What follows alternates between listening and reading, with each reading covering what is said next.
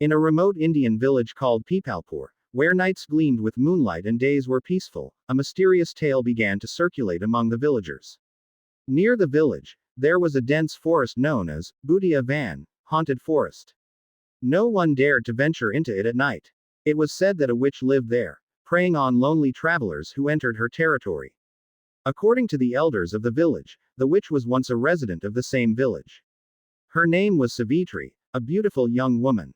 However, the villagers, under false accusations, condemned her and killed her unjustly.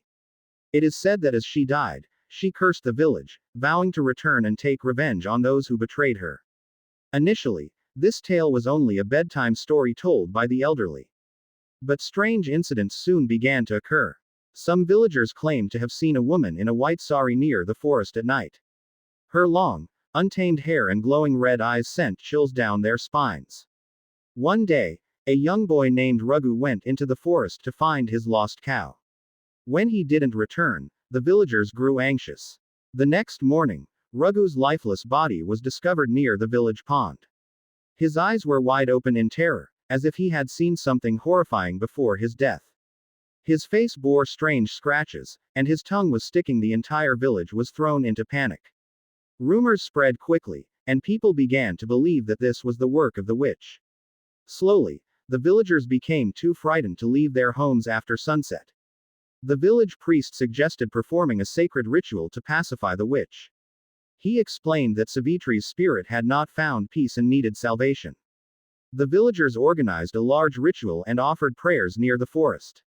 For a few days, everything seemed calm. The villagers started to believe that the curse had been lifted. But the calm didn't last long. One night, a woman named Sita, who worked late in her fields, disappeared while returning home. The next morning, her torn sari was found near the edge of the forest, but there was no sign of her. Fear gripped the village tighter than ever.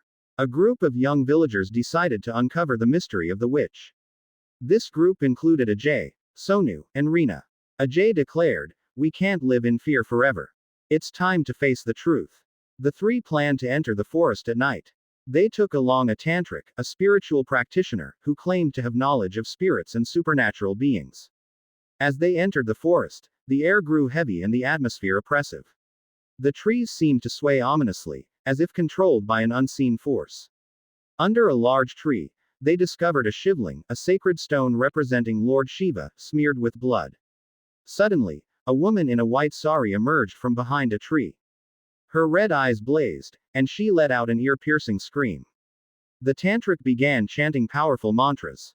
The witch screeched, "Don't stop me. I need revenge." She reached out toward Ajay, but the tantric's spiritual energy held her back. The witch, now sobbing, revealed the truth. She had been falsely accused and killed over a land dispute orchestrated by the village headman. Her spirit had been wandering ever since, seeking justice for the wrong done to her. The tantric assured her that he would bring her story to light and ensure justice. He promised her that if she stopped harming the villagers, her soul would be freed and find peace. The next day, the tantric gathered all the villagers and revealed Savitri's story. The headman, now an old man, broke down and confessed his crime. The villagers, filled with remorse, built a small temple in Savitri's memory and prayed for her salvation. After this, the witch was never seen again. The village of Peoplepur returned to its former peace. However, the villagers never forgot the lesson they learned about the consequences of injustice. This tale reminds us that injustice can have far-reaching and terrifying consequences, not just for individuals but for entire communities. Truth and justice should always be upheld to prevent such tragedies.